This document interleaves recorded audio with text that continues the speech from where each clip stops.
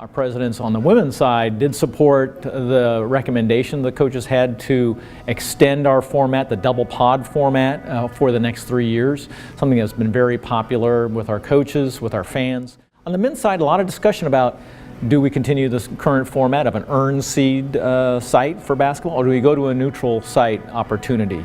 There's a lot of interesting ideas about how can we create a neutral site to really be an event that the Big South hangs its hat on. Even as a football player, I got involved with talking about our championship, whether to keep it at a high seed or whether to move it to a neutral site. I think that both have, different pros and cons, but I think I provided some good insight as a student and a student athlete on what we want to see and what is practical. We just concluded an outstanding neutral site championship for baseball at Segra Stadium in Fayetteville. Wonderful facility, great event, great support. But one of the topics that comes up as part of that is, where does alcohol sales fall on that? We spent a good amount of time exploring that a little bit in our meeting, having good conversation. I would say there's a variety of views on that, certainly currently with our CEOs, but it's something we're going to continue to look at. We had a great conversation with Donald Remy, Chief Operating Officer of the NCAA today, covering a number of issues of interest at the national level. Certainly name, image, and likeness is a topic that everybody's talking about because of certain state legislation, federal legislation that's being proposed out there. There's no clear direction or exact path right now, but we got a chance to talk to some of the NCAA officials today, and it's certainly going to be a thing that we are mindful of over the coming months, coming years.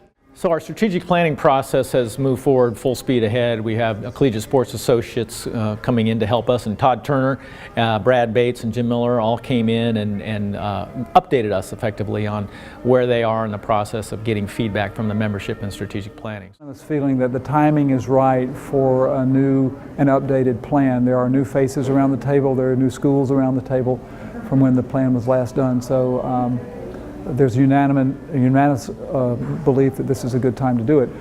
And then secondly, that it's transparent, so that there is an understanding of not only the process to develop the plan, but also transparency in terms of what the plan ends up saying.